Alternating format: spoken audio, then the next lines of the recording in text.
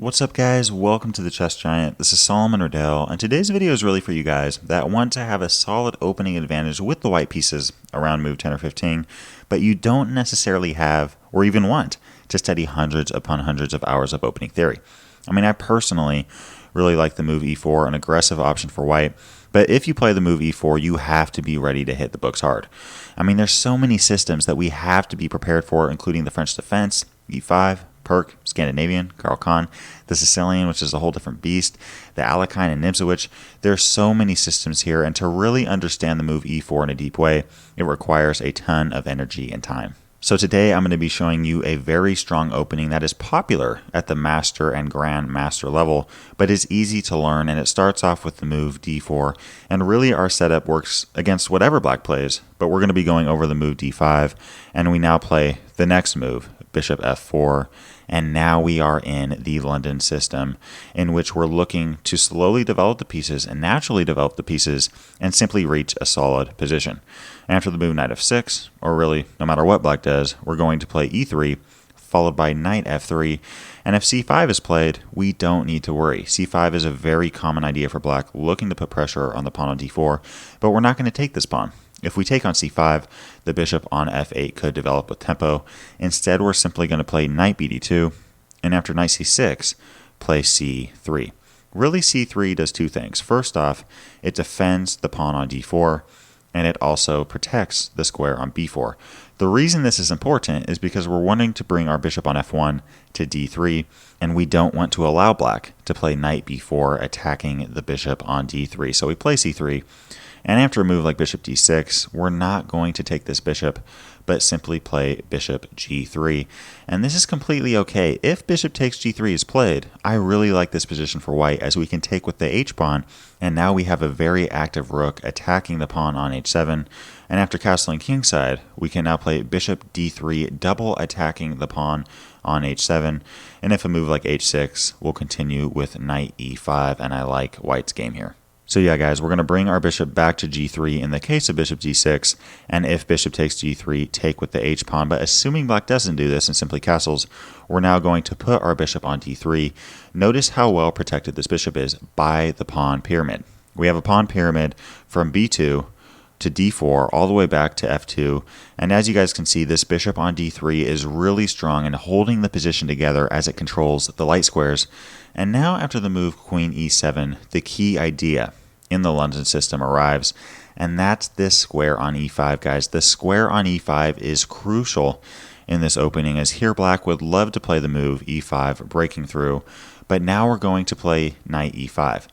Notice how we supported this move. We put a pawn on d4, which is strongly supported by both e3 and c3, and we also put a bishop on f4 that is now on g3, defending that knight, and it's very easy for black to get in trouble here. I mean, if knight takes e5, we play d takes e5, and now this pawn on e5, protected by the bishop on e5, attacks both the bishop and the knight, and we're going to come out of this opening with an opening advantage. What about the move bishop takes e5?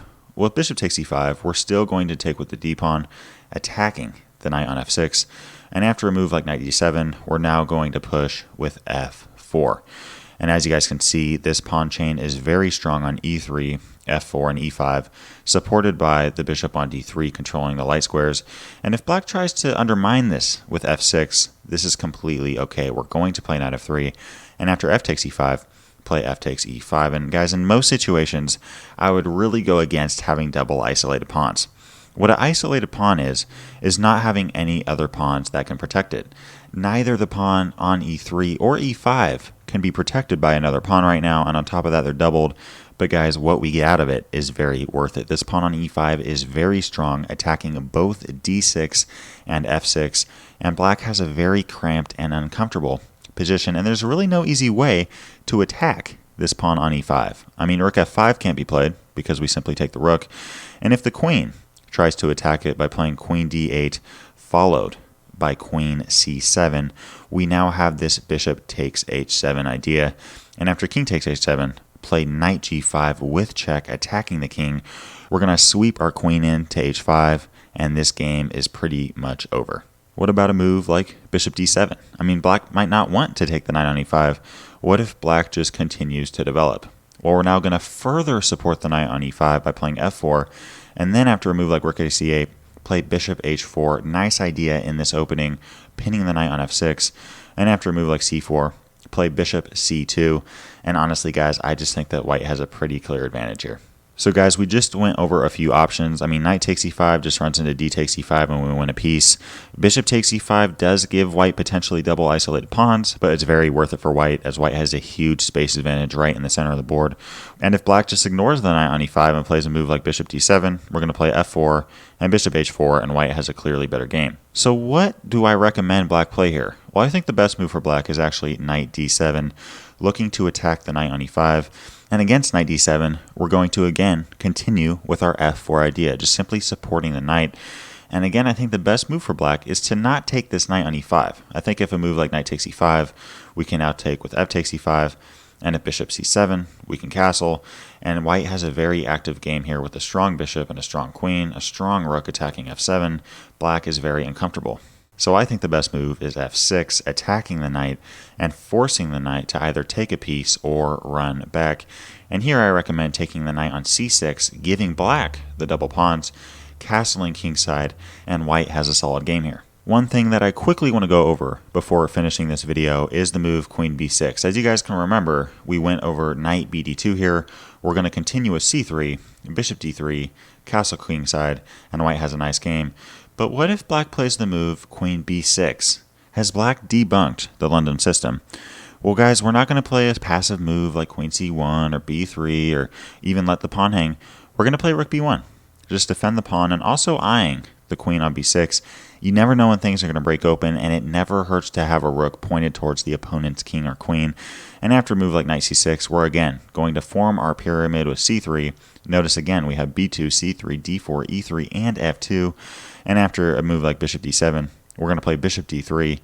And against bishop e7, white has a very solid game here. There's so many options: h3, knight e5, castling kingside, queen e2, preparing an e4 push. White has a nice flexible game. And really, guys, I think the advantage of this opening, it's not that you're going to win in 10 or 15 moves. This isn't an opening that you're going to try to checkmate your opponent very quickly like a king's gambit or a Danish gambit. But instead, we're just playing natural developmental chess, and there are a lot of easy traps for black to fall into. But it's very easy to learn, and it's very easy to play. And honestly, guys, with experience, I think that you guys will get better and better at this opening. I've seen this played at all levels, 500 rated players, grandmasters, and honestly, you know, the first 10 moves always look the same. All you got to do is make this basic setup, and I think that white has a clear advantage going into the middle game. If you'd like to learn about the English opening, another flexible but strong opening for white, click the video to the left. If you'd like to explore more chess openings in general, click the playlist to the right.